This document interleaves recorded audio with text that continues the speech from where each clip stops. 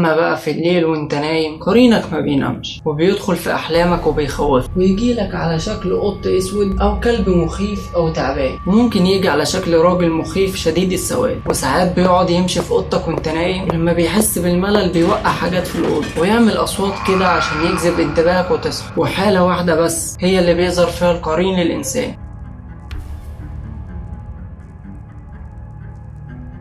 عالم خفي بنسمع عنه اساطير وحكايات ما نعرفش الحقيقة منها من الخيال. الاف القصص المرعبة اللي بتتكلم عن القرين، ما بين انه انعكاس صورتك في المراية او خيالك اللي بيشبهك او انه معاك من يوم ما اتولدت ومش هيفرقك غير لما تموت. في الدقائق الجاية هنعرف اصل حكاية القرين، الجن اللي عايش معاك وملاحقك خطوة بخطوة، الروح الشريرة اللي لازم تبعد عنها بعدل فردة الشبشب أو بعدم رش الملح، وهنحكي أشهر حكايات القرين مع الناس. من غير ما أطول عليكم يلا نبدأ. أهلا بيكم في برنامج منظوروح. أحمد هاني أب لطفل اسمه طارق عنده 10 سنين، بيقول إن ابنه من ساعة ما اتولد وهو بيلاحظ إنه غريب شوية. غريب إزاي يا عم أحمد؟ هو مرتبط بأمه جدا ودايما لازق فيها. طب ما ده طبيعي لطفل في سنه، ده ما بيروحش المدرسة إلا ما هي توديه، وأما أنا بروح أوديه بيصرخ ويعيط. برضه أنا شايف إن ده عادي، بس كمل. في يوم من الأيام سمعت صوت أخوه الصغير بيصرخ بصوت عالي جدا، فجريت عليه وبقول له في إيه؟ اتفاجئت لما قال لي طلبت من طارق يجيب لي كوباية مية، قام ظهر راجل أسود ضخم من تحت الارض واخد طارق معاه وما لقيتوش في الاوضه. طبعا الاب وابنه بداوا يدوروا على طارق في كل مكان. هل اتخطف؟ بس ازاي؟ ده هو كان في البيت ومحدش دخل ولا خرج. طب هل روايه اخوه الصغير صح ولا هو بيتخيل؟ اتجمع الجيران كلهم عشان يدوروا معاهم على طارق، ولكن برضه ما قدروش يلاقوه. فنصحهم واحد من الجيران انهم يجيبوا شيخ يقرا قران في البيت، وفعلا حصل، ولكن مفيش اي نتيجه. لكن المفاجاه بعد ساعات ظهر طارق وكان راقد على الارض ومتغطي بقماش ابيض غريب. فعلى طول سأله أبوه أنت كنت فين؟ فقال له كنت نايم يا بابا. إيه اللي حصل؟ بيقول الأب إن ابنه بيختفي ويظهر بسبب القرين، وإن القصة دي ممكن تبان مش واقعية، لكن هو ده اللي حصل فعلا. وبيقول إنه من بعدها بقى متعود على اختفاء ابنه كل شوية. ساعات تصحى من النوم تلاقي حد من اخواتك بيقولك ان انت كنت بتتكلم وانت نايم، مع انك كنت في سبات عميق ومش حاسس بحاجه ومش فاكر ان انت اتكلمت اساسا. فيقال ان اللي كان بيتكلم ده هو قرينك مش انت بنفسك. وبرضه لما تشوف حد لاول مره في حياتك ممكن تحس ان قلبك مقبوض وانك مش مستريح للشخص ده. ممكن برضه حد تكون بتشوفه لاول مره تحس انك مستريح له جدا وكانك تعرفه من سنين. فبيقال ان اللي بيحس بالاحساس ده هو قرينك، وانه بيغوص جوه الشخصيه اللي انت بتشوفها لاول مرة ويرجع لك بالإحساس اللي انت بتحسه. القرين بيتفاعل مع النفس في الأفكار والتخيلات، وساعات كمان في القرارات. يعني مثلا لما تقف قدام المراية وتشوف شكلك حلو ولا لا، أو تكون بتقيس لبس جديد مثلا وبتسأل نفسك حلو عليا ولا لا، وقتها انت بتقتنع بالإجابة اللي بتجيلك في دماغك، بس انت ما تعرفش انها جايلك من القرين، مش انت اللي بتفكر. هتلاقي نفسك بتقول والله ده القميص ده لايق عليا جدا. لو بنت الفستان ده شكله حلو عليا، لا شكله وحش هقلعه. فده مش بيكون رأيك أو رأيي، لا ده رأي القرين. وساعات كمان لما تفكر في حاجة معينة وتسرح وتتخيل انت هتتصرف ازاي في الموقف ده، القرين بيحاول يساعدك ويقدم لك حلول في تخيلات، وبيروح الاماكن كمان وبيعيش التجربة في لحظة، بيقدم لك شكل التجربة هتبقى عاملة ازاي. والخيال اللي انت بتتخيله وانت في الموقف ده ما بيبقاش انت اللي موجود، لا ده قرينك هو اللي راح وعاش التجربة نيابة عنك. معنى كلمة قرين في اللغة هو الصاحب، والقرين هو الجن الموكل بكل إنسان لإغوائه وإضلاله. بيقول الشيخ محمد بن صالح العثيمين إن القرين هو شيطان مسلط على الإنسان بإذن الله عز وجل عشان يأمره بالفحشاء والمنكر وينهاه عن المعروف، زي ما قال عز وجل الشيطان يعدكم الفقر ويأمركم بالفحشاء والله يعدكم مغفرة منه وفضلا والله واسع عليم. والقرين من أرقى عشائر الجن وأكثرهم شراسة وقوة، وبيتميز بالعناد والمكر الشديد. وأكتر حاجة تلعب في الموضوع ان القرين مش هتقدر تتخلص منه باي طريقه ممكن، لانه بيفضل ملازم الانسان من ولادته لحد ما يموت. ولكل انسان قرين متفرق، يعني مفيش قرين واحد لشخصين ولا قرينين لنفس الشخص. وبيقدر القرين انه يسيطر سيطره كامله على عقل الانسان وذاكرته واعصابه، وكمان ممكن ياثر على حالته النفسيه. ووساوس القرين بتسبب مشاكل كتير بين الزوج وزوجته وتفرق بينهم، وبيخلق مشاكل بين الاصدقاء ويسبب نزاعات بين الاقارب، ويحاول دايما يقطع الارحام يتوائم ويفسد العلاقات. والقرين رغم ضعفه بين الشياطين إلا إنه بيقدر يتحمل وما بيتأثرش بالرقية الشرعية لأنه عارف نقط ضعف الجسم. واتذكر القرين في القرآن الكريم في عدة مواضع، منها في سورة الزخرف في الآية 36: ومن يعش عن ذكر الرحمن نقيض له شيطانا فهو له قرين. وفي سورة النساء الآية 38: والذين ينفقون أموالهم رئاء الناس ولا يؤمنون بالله ولا باليوم الآخر ومن يكن الشيطان له قرينا فساء قرينا. وفي سورة قاف الآية 27: قال قرينه ربنا ما أطغيته ولكن كان في ضلال بعيد. وفي سورة فصلت الآية 25: وقيضنا لهم قرناء فزينوا لهم ما بين أيديهم وما خلفهم وحق عليهم القول في أمم قد خلت من قبلهم من الجن والإنس إنهم كانوا خاسرين. سيدنا محمد صلى الله عليه وسلم قال: ما منكم من أحد إلا وقد وكل به قرين من الجن. قالوا: وإياك يا رسول الله؟ قال: وإياي، إلا أن الله أعانني عليه فأسلم فلا يأمرني إلا بخير. وفي رواية أخرى عن الحديث: وقد وكل به قرين من الجن وقرين من الملائكة. يعني الإنسان مننا له قرينين، واحد من الجن والتاني من الملائكة. وفي روايتين مشهورين في كلمة أسلم، فيقال إن معناها أسلم أنا من شر وفتنته، أو إنه أسلم معناها إنه دخل في الإسلام يعني وبقى مؤمن. والأرجح هو القول الأول.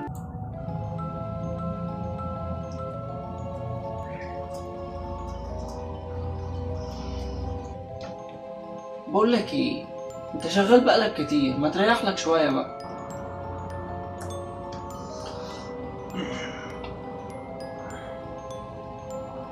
ناخد راحه شويه بقى، الشغل مش هيطير.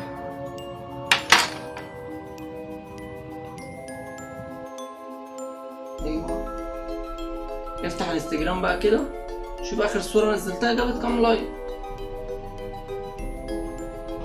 ايوه، قلب بقى في صور البنات الجامدة دي. اوبا، البت دي جامدة اوي.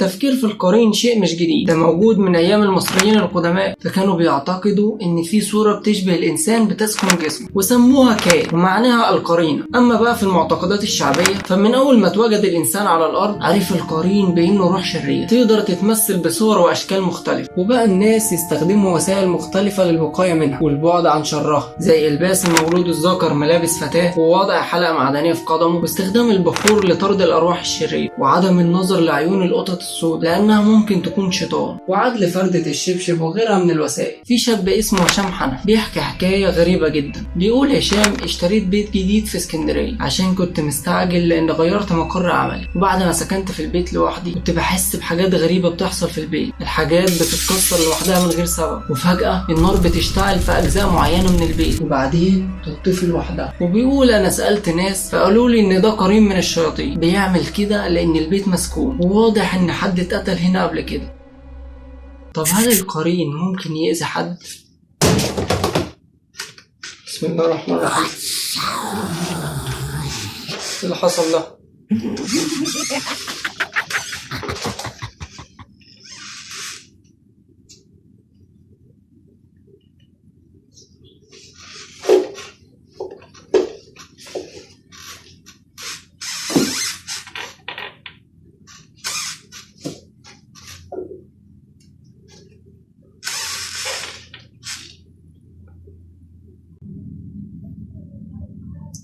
القرين كل شغلته تجميل المعاصي والفواحش للإنسان ويشجعه على ارتكابها من خلال التأثير على تفكيره وإبعاده عن طريق ربنا، زي مثلا إنه يمنعه من الخشوع في الصلاة وكده يعني، إنما ما يقدرش يزيل الأذى البدني أو الجسدي، وكل تصرفاته بتكون عن طريق الوسوسة بس، إلا بإذن من الله عز وجل، اللي بيقول في القرآن الكريم: وما هم بضارين به من أحد إلا بإذن الله.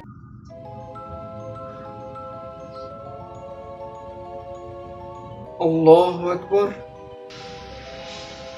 ايه ده، انت بتصلي؟ طب بقول لك ايه، انت مش عملت قهوه من شويه؟ شكلك نسيت تطفي البوتاجاز. يلا خلص بسرعه بقى لحسن تولع علينا في الشقه. طب افرض ابوك دخل دلوقتي المطبخ وشاف البوتاجاز وهي القهوه، هيطين عيشتي. شوف انت نسيت تقرا الفاتحه ازاي؟ قريتها ولا ما قريتهاش؟ بص اقراها تاني وخلاص. هو الاهلي هيلعب النهارده الساعه كام؟ كان تقريبا 8 ولا 9. هي دي الركعة الكام؟ يعني انت المفروض تقول التحيات في الركعة دي ولا الركعة الجاية؟ يلا يلا الحق بسرعة عشان تشوف البوتاجاز، يلا خلص. السلام عليكم ورحمة الله. السلام عليكم ورحمة الله. لو في يوم كنت حزين شوية أو بتعيط وحسيت إن جسمك سخن كده وحرارته ارتفعت جدا، فما تقلقش، يعني مفيش حاجة خطيرة، ده قرينك بس بيحضنك عشان صعبت عليه. إيه؟ أيوة زي ما سمعت. وكمان لو حسيت إن قلبك ابتدى ينبض بسرعة كده مرة واحدة من غير أي سبب، فده معناه إن قرينك واقف قدامك بالظبط وبيبص في عينك، والمسافة بينك وبينه لا تتعدى حبة الرمل. ده غير إن القرين ساعات بيكون عايز يتواصل معاك وإنت مش حاسس، فيقال إن إنت لو ناديت على حد بعد نص الليل وما ردش عليك فقرينك هو اللي هيرد عليك. وعارف انت صوت الصفارة اللي بيجي في ودنك فجأة ده ايه؟ لا مفيش، بس ده قرينك بيحاول يكلمك وانت مطنشه. ها خد بالك بقى. في شاب اسمه خالد له قصة غريبة شوية كده مع القرين. بيقول خالد انه في يوم من الايام دخل ينام في سريره زي ما بيعمل كل يوم في الوقت ده، فجأة حس بوجود شخص معاه في البيت، فقال ممكن يكون بس افتكر انه عايش لوحده في البيت، فابتدى يقلق شوية وفجأة سمع صوت الباب بيخبط، فقال ده اكيد حد من صحابي جالي، وعلى طول قام فتح الباب، لكنه اتفاجئ ان مفيش حد على الباب. ابتدى يخاف شويه ولقى نفسه فجأة مش قادر يتحرك، كأن في حاجه ماسكاه وهو مش شايف. بعدين حس بوجود ايد بارده على كتفه، كان عايز يصرخ بأعلى صوت لكنه ساعتها فقد القدره على النطق، وبعدين اغمى عليه لحد ما جه اصحابه وفوقوه. وبيقول خالد انه راح لشيخ عشان يعالجه باعتبار انه عليه قرينه عاشقه، لان الامر اتكرر معاه كتير، بس برضه مفيش فايده وحياته بقت سودة ومش عارف يعيش. لو اتخانقت مع حد خناقه عنيفه جدا وبعدها بكام يوم الشخص ده حصل له حاجه وحشه، فممكن يكون قرينك هو السبب وانه انتقم لك منه. من الاعتقادات الشائعه والمنتشره بشكل كبير بين الناس ان القرين بينتقم لصاحبه في حاله تعرضه للاذيه او للقتل، فده بيخليه يغضب غضب شديد جدا ويروح ينتقم من الشخص اللي اذاه او قتله. لا مش صح، كل الكلام ده غير مثبت وعاري من الصح. بتقول سميره انها كانت بتقرا عن القرين بشكل مستمر، فكان عالم الجن والعفاريت بيثير فضولها جدا، وفي مرة قررت تجرب تعمل حاجة كانت أمها دايما تحذرها منها، وهي ذات نفسها كانت مترددة إنها تعملها، ولكن خدت القرار خلاص إنها تجربها. والحاجة دي هي إنها تبص في المراية لمدة طويلة. وفعلا بدأت تبص في المراية وتحديدا في بؤبؤ عينيها لمدة وصلت لربع ساعة، وابتدت تنادي اسمها بالعكس، فيقال إن اسمك بالعكس هو ده اسم قرينة. المهم فضلت سميرة تنادي على القرين عشرات المرات وهي ما زالت بتبص في المراية. فجأة لقيت واحدة غريبة بتبص لها وبتبرق، هي شبهها بس وشها اسود وفيه ندبات وخدوش. فجأة صرخت بأعلى صوت وطلعت تجري على امها، وفجأة اغمى عليها، ومن بعدها قررت ما تبصش تاني في المراية طول حياتها. القصة دي حقيقية وحصلت على فكرة. ايه حصلت؟ ايوه حصلت، بس مش زي ما انت فاكر. ازاي يعني؟ هقول لك. بص يا سيدي، الكائن اللي البنت شافته ده مش حقيقي، وكل اللي حصل معاها ده مش حقيقي. هو فعلا حصل بسبب القرين، بس مش عشان هو ظهر ليها فعلا، لا عشان هو يقدر يلعب في دماغها ويخليها تتخيل اللي شافته ده. زي ما قلنا من شوية، فهي مستحيل تشوف القرين لان القرين من الجن، والجن من المخلوقات اللي ما يقدرش الانسان انه يشوفها. ولكن في حالة واحدة بس اللي ممكن يظهر فيها القرين للانسان.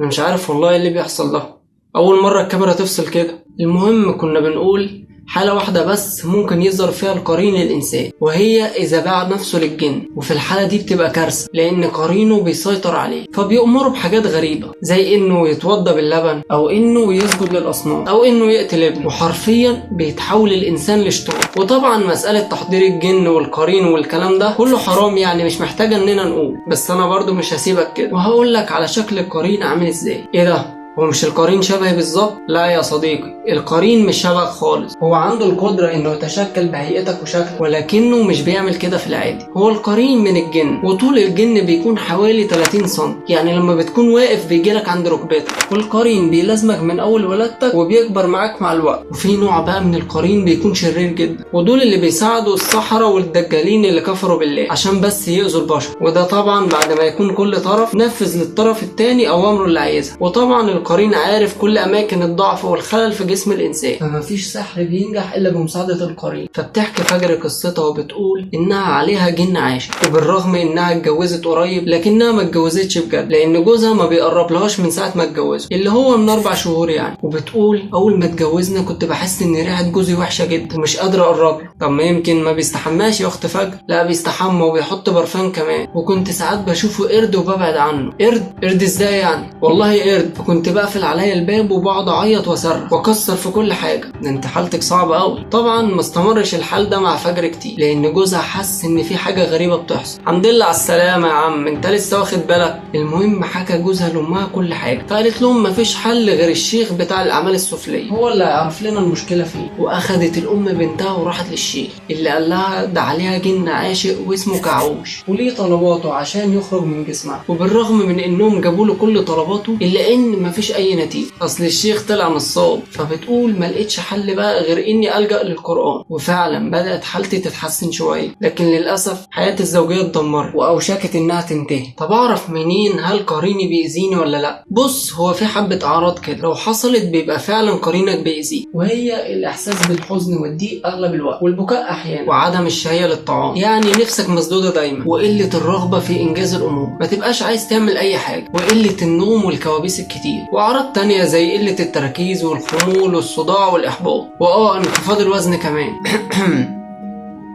ربنا يسترها علينا. طبعا انت خفت على نفسك دلوقتي وقلت ايه ده الاعراض دي كلها عندي. يا عم ما توهمش نفسك بس. بص، هي في حالات معينة هي اللي القرين بيقدر يأذيك فيها، وهي البعد عن ذكر الله، ولو حصل لك بسبب كده يبقى تستاهل. والسبب التاني هو الاضطرابات النفسية زي فراق حد عزيز عليك او خوف شديد او ضائقة مالية مثلا. والسبب التالت هو الحسد واصابات العين. بتقول غادة انها اشترت دبدوب كبير وحطته في اوضتها، كانت فرحانة بيه جدا، فكانت تعبانة شوية فسابته وراحت عشان تنام، فسمعت اصوات اقدام جاية ناحيتها.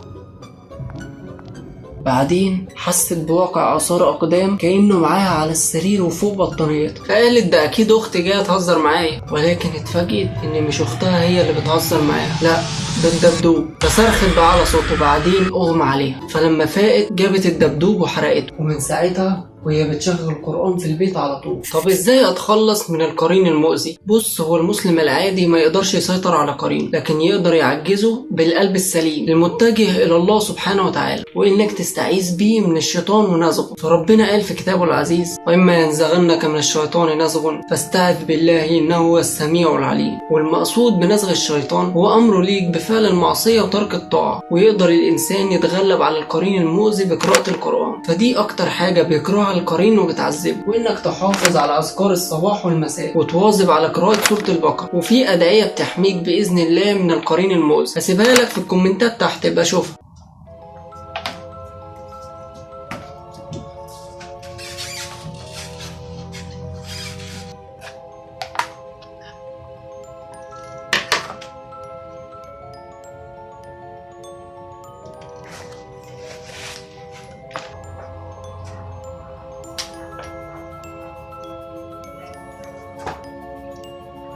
ايه ده انت هتعمل ايه؟ انت هتقرا قرآن؟ طب بص، الساعة 5:15، ابدأ الساعة 5. نبدأ الساعة 5 بقى. بقول لك ايه، افتح الموبايل العب شوية بقى لحد ما الوقت يعدي. لا ايه ده؟ لا ايه ده انت بتعمل ايه؟ استنى. أعوذ بالله من الشيطان الرجيم. بسم الله الرحمن الرحيم. لا اسكت. والنجم إذا هوى ما ضل صاحبكم وما غوى وما ينطق عن الهوى إن هو إلا وحي يوحى علمه شديد القوى. طب هل القرين بيموت ولا ايه مصيره؟ لا، القرين ما بيموتش، لانه شيطان من الجن ومهمته هي اغواء، فلما الشخص بيموت بتكون مهمته كده انتهت، فبيفرقوا. انما الروايات اللي بتقول انه بيسكن القبر مع الانسان بعد موته غير صحيحه وملاش اي اساس، لكن بيقال ان القرين بيبكي عند موت صاحبه، خاصه لو مات مقتول. بس هل ده صحيح؟ الله اعلم. بيقول الشيخ عبد الحميد الأطرش رئيس لجنه الفتوى بالازهر سابقا ان مفيش الإنسان ملوش قرين، وإن القرين شيطان من الجن، والجن مخلوقات زينا بياكلوا ويشربوا ويتزوجوا زينا، ولكن ليهم قدرات خاصة تانية. وقال إن الجن بيخرجوا لعملهم بعد المغرب بفترة قصيرة، وعشان كده أمرنا النبي صلى الله عليه وسلم بإننا نكف أبنائنا في الفترة دي، لأن ده وقت خروج الجن العمل، وإن الجن بيعيشوا في أماكن مختلفة ومنها الحمام. وعشان كده أمرنا الرسول إننا نستعيذ بالله من الخبث والخبائث قبل دخول الحمام. ومن الأماكن اللي بيسكنها الجن برضو الأسواق، وبيسكن الجبال والصحاري والبحار. واتكلم عن إمكانية لبس الجن لجسم الإنسان، وقال إن ده من الأمور المختلف عليها، ولكن الرأي الأرجح إنها خزعبلات ملهاش أي أساس من الصحة، لأن الإنسان خلق من نطفة من طين، أما الجن فاتخلق من نار. فإزاي تستقيم النار في جسم الإنسان؟ وإنه لا يجوز الاستعانة أو تحضير القرين أو استخدام آيات القرآن الكريم في تحضير القرين لأي سبب كان، لأن ده يعتبر شرك بالله يستوجب التوبة والرجوع إلى الله، لأنه سبحانه وتعالى بيقول: وأنه كان رجال من الإنس يعوذون برجال من الجن فزادوهم رهقا.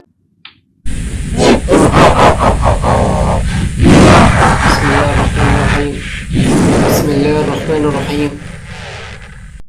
عارف انت ساعات وانت بتفكر لما تلاقي نفسك بتكلم نفسك في دماغك بصوت نفس صوتك ونفس طريقتك في الكلام، فبيقال ان ده قرينك، وانه عنده القدرة انه يطابق صوتك بنفس النبرة ونفس الاسلوب، ويبدأ يكلمك ويوسوس لك بافكار مش كويسة. وساعات كمان الصوت ده بيسيطر عليك تماما لدرجة انه بيتحول لمرض نفسي وهلاوس. فكتير من الناس اللي بيرتكبوا جرائم بيقولوا احنا بيبقى في دماغنا صوت بيأمرنا اننا نعمل ده. الاندونيسي احمد سوارجي اللي كان معروف بسفاح اندونيسي وتم اعدامه سنة 2008 بعد ما اعترف بقتل 42 بنت وست على مدار 11 سنة، وكان بيتتبع طريقة واحدة في قتلهم، وهي انه كان بيدفن نص جسمهم في الارض، بعدين بيخنقهم باستخدام سلك كهرباء، وكان بيدفنهم في مزرعة قصب قريبة من بيته، وكان بيحرص جدا ان رؤوسهم تكون باصة ناحية بيته، لان في اعتقاده ان ده بيديله قدرة وقوة اضافية، خاصة انه كمان كان بيمارس السحر الاسود. ولما اتقبض عليه بعد اكتشاف الجثث قال انه من سنة 1988 وفي صوت كان بيأمره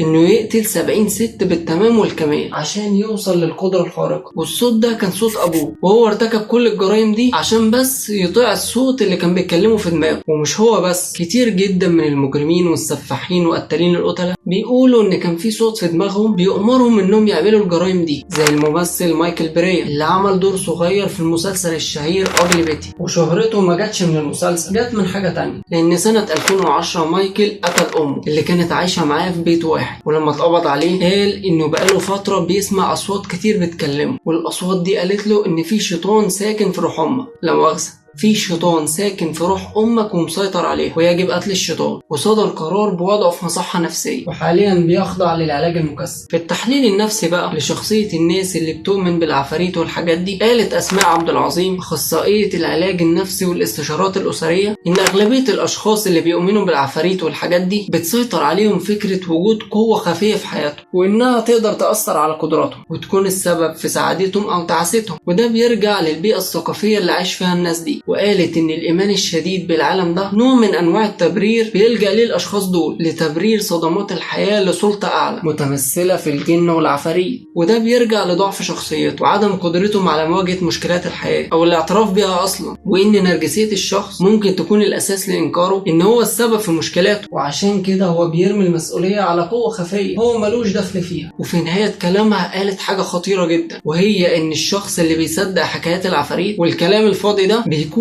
اكثر عرضة انه يوهم نفسه انه بيسمع اصوات او بيشوف خيالات، او انه يعتقد ان بيته مسكون، وكل ده بيكون من وحي خيال الشخص ومش حقيقي. بص يا صديقي، القرين نوع من انواع الابتلاء ربنا سبحانه وتعالى ابتلى بيه الانسان عشان يختبر ايمان المؤمن ويفرق الصالح من الطالح، وانت في حرب بينك وبينه، والمفروض انك تكسبه في كل الجولات. الحرب بينك وبينه مستمرة لحد ما تموت، ولازم تنتصر عليه، وكل امكانيات النصر متوفرة عند المؤمن. لكن بحذرك من حاجة اهم واخطر، وهي النفس الامارة بالسوء، ودي اخطر من القرين بكتير. القرين بيزين للانسان الشهوات بس، ما بيلحش عليه، بيعرضها عليه عليه بس ويسيب له الاختيار. اما النفس الاماره فبتلح على صاحبها بفعل المحرمات وما بتسيبهوش الا لما يعملها. فربنا سبحانه وتعالى بيقول قال قرينه ربنا ما اطغيته ولكن كان في ضلال بعيد. فالانسان الغير سوي بيكون العوبه في ايد الشيطان لانه بيفرح بعروضه الشيطانيه اللي بتميل ليها نفسه الاماره بالسوء وتطلب منه المزيد. فخلي بالك يا صاحبي عشان انت معمول عليك كماشة. انا حبيت بس اعرفك مين اعدائك الحقيقيين. ودلوقتي ميعاد سؤال الحلقة. ايه؟ ايوه سؤال الحلقة. ان شاء الله من اول الحلقة دي هيكون في سؤال في نهاية كل حلقة. وسؤال بقى حلقة النهاردة بيقول هل القرين بيقدر يعرف احداث في المستقبل؟ يلا انزل جاوب في الكومنتات، ولو ما تعرفش صلي على النبي في كومنت وهرد عليك بالاجابة. وبس كده انا خلصت. ما تنساش تعمل اشتراك في القناة عشان تقدر تشوف الحلقات الجديدة وتعمل لايك للفيديو وببص بصة كده على الحلقات اللي فاتت. وان شاء الله اشوفك الاسبوع اللي جاي وسلام.